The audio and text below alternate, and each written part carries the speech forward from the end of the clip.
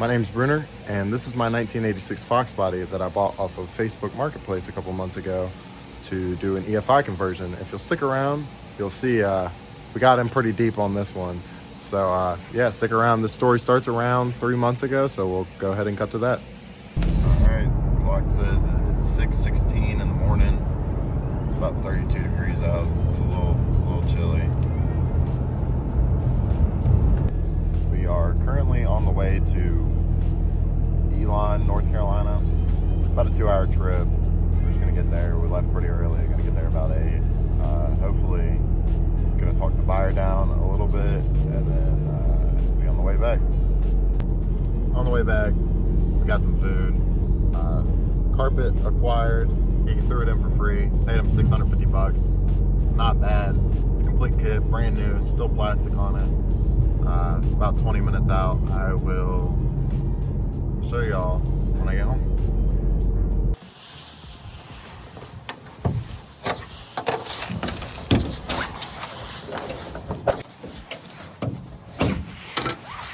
There's a few things I need to address before I go ahead and put this EFI kit on. For instance, I have a Victor Jr. intake on here, and if you know anything about small blocks, they love to leak out the back of the intake. You gotta go ahead and put seals in it and put a wall of goop from this side and this side. The back side is actually leaking down here, so we're gonna go ahead and pull the intake off since we're already taking the carb off and reseal the whole thing. Throttle cable, fuel line, and carb nuts. Now that the carburetor's off, we can go ahead and take this throttle bracket off, disconnect the temperature sensor, and the water neck. Now that all of the intake bolts are out, it should just come right out of there. Now that the intake's removed, you can see what I was talking about more clearly. This back ridge right here and on the front too is a really common failure point for these small blocks, and it'll leak oil all right here.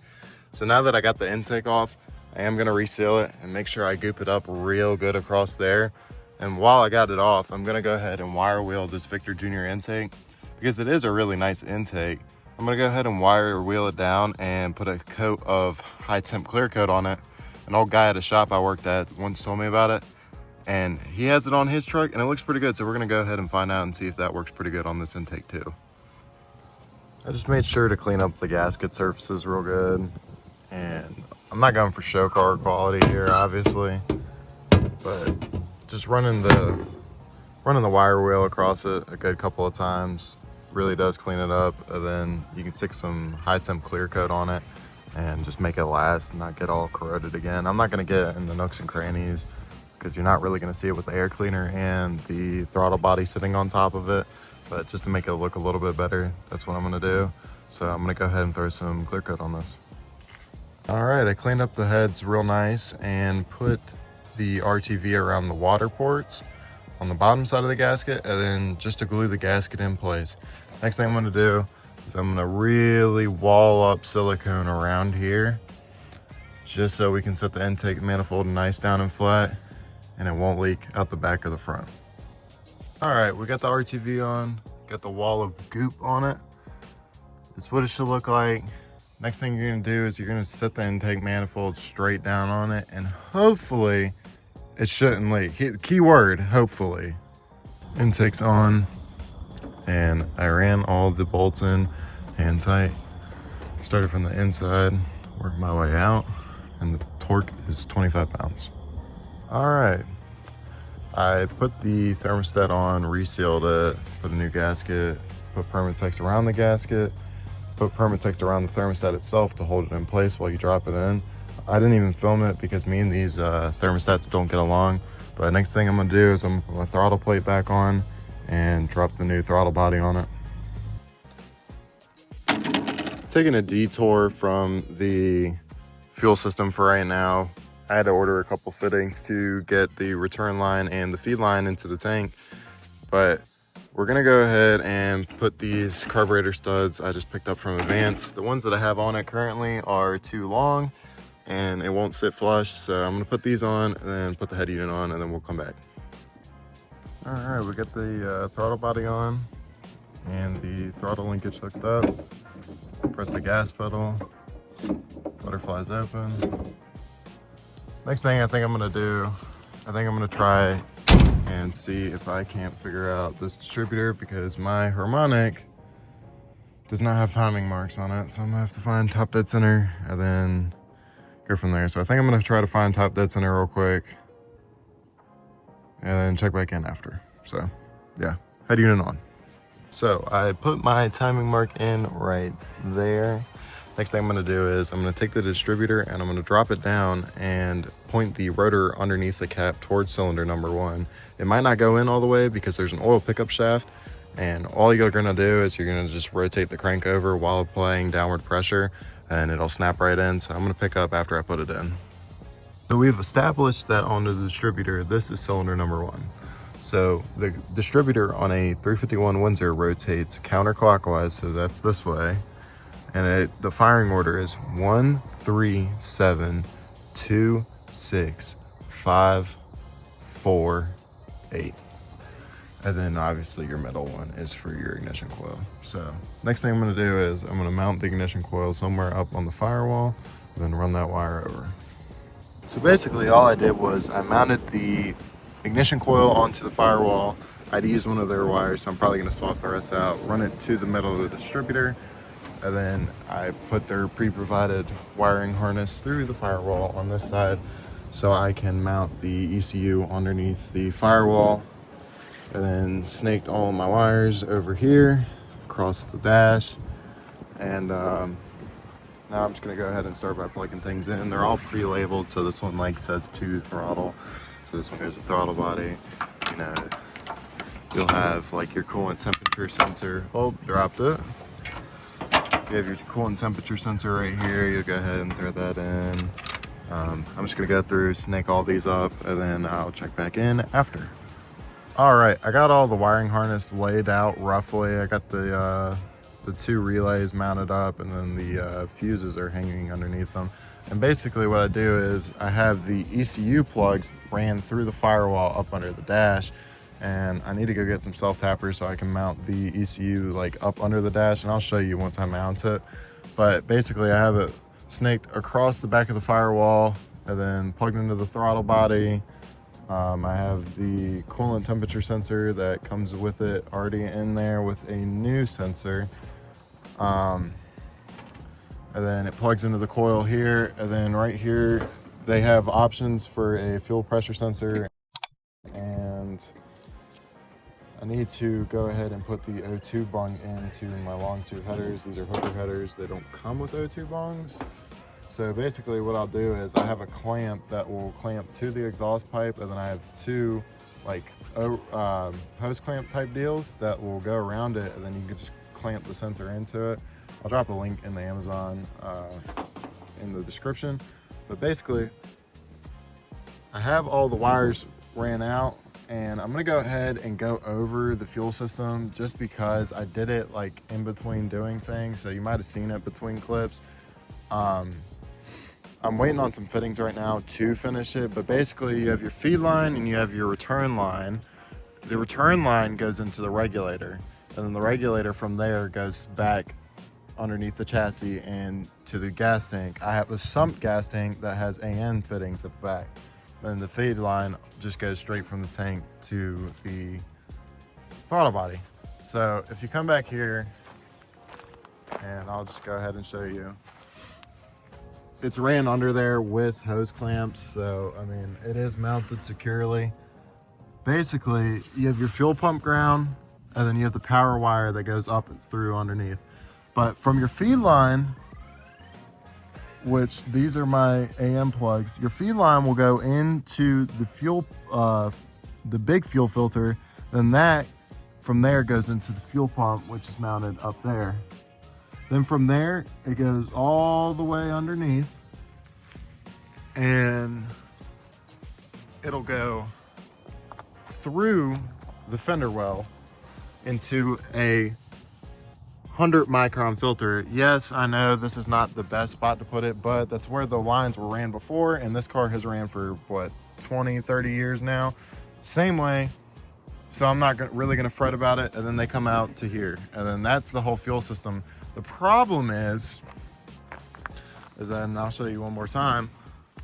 My tank has these two plugs. I'm waiting on fittings to come in that'll adapt that to a -6 for my feed and return line. So once those come in, the fuel system will be wrapped up. I wasn't gonna show it too much because honestly, I did struggle with it pretty hard, and that's one of the easier parts, but that is how the fuel systems are in. I'm working on rewiring the car right now because it was kind of shoddy the way it was done before. Just a whole bunch of spaghetti. So I'm cleaning all of this up right now, running new wires. I'm gonna loom them together, run them to the back. And then I made a custom switch panel for my radio bezel. I'm gonna wire them into that. I'm gonna try to get the fuel pump, which goes back there. I'm gonna try to run that on that switch right there, because the way they want you to do it is that they want you to plug it straight into here and it'll have power all times while the ignition is on. I'm gonna try to run it through a switch and then it'll turn on switch, because I don't want it on all the time. So yeah, I'll check back in when I have all this wiring cleaned up, and then we're ready to put the O2 sensor in, and I'll show you all that when the time's ready. Just while I'm doing this, I'm just gonna show you all a quick trick. Like, if you have a bundle of wires, like these are my EFI wires, and you just take them into sections, pull them tight, and then wrap just a single strand of electrical tape around them and just bundle them up, it'll make it way easier to loom. And what I'm gonna do is I'm gonna take all of these wires, like this goes in my tag, so I'm gonna delete it because the EFI comes with a new tag. But like, this is my fan, you know, my line lock, the push button, the ignition wire, like all of this. I'm gonna take them, I'm gonna route them down, take them off of the switches, route them down, tie them together, and then that way I can, you know, loom them up and then have it real nice, tuck it up under the dash. That way you're not so race car with your wiring underneath. So yeah, all I'm gonna do is I'm gonna check back in when this is all loomed up. Yeah, so you remember when I said that I was gonna buy fittings for the gas tank? Yeah, I lied. I'm just gonna put a fuel cell in it. I mean, it even comes with a gas gauge, which the car doesn't have because, you know, the whole retired bracket car thing. But anyways, comes with -6 fittings already with it, braided line. I can plug it straight into the lines that I already have, and then be easy. So if you're like me and your headers don't have an O2 bung in it, there's a pretty simple way, and I'll drop an Amazon link to this with my affiliate link. Basically, you'll buy this clamp kit, and I mean, Holley makes them too. It comes with the gasket, the plate, and 2 clamps, and then obviously your O2 sensor comes with the kit. Anyways, you'll drill a hole in the side of the header with a step drill bit until the end of your O2 sensor slides in. Once you do that, you'll put this over the header, and then you'll put this over that gasket, and then you'll put the clamps on both sides of the gasket, here and here, and then clamp it down, and then thread your O2 in. And it's pretty, you can do it permanent. I probably won't. I'm just doing this to get it running, and then I'll take it to the shop, weld it up, put a weldable bung in it. But for a cheap, simple solution, these are pretty cheap. It's $15 for one, so definitely check this out. So you have your hole drilled for the side of your O2 bung, and you have your 2 clamps on top. All you're gonna do is you're gonna lay the gasket on, and you're gonna lay your plate on, thread the O2 in, and clamp this down over top of it. And then I will show a video when it's on. There's what it looks like with the clamps on and the bung in place. All you'll do is thread your O2 sensor in and get your AFR reading. So, Bruner and Post here. The footage for the next couple clips got corrupted. So it was me putting a fuel cell in, finishing the wiring, and the first start of the car.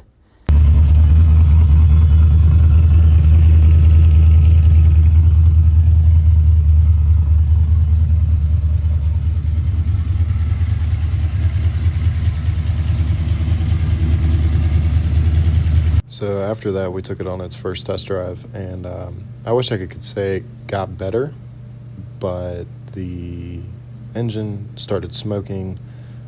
We had to pull over on the side of the road, went to the gas station, got gas, saw a little bit of oil on the ground, thought, okay, something's leaking. All right, so we limped it back to the house, and we get back to the driveway, and now the whole road is smoked out.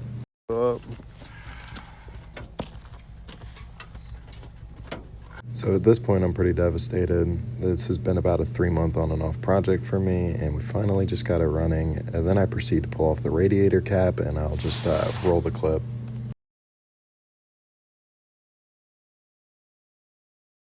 So now I know the head gasket is blown, and decided that I'm going to pull the motor out and tow it to the shop.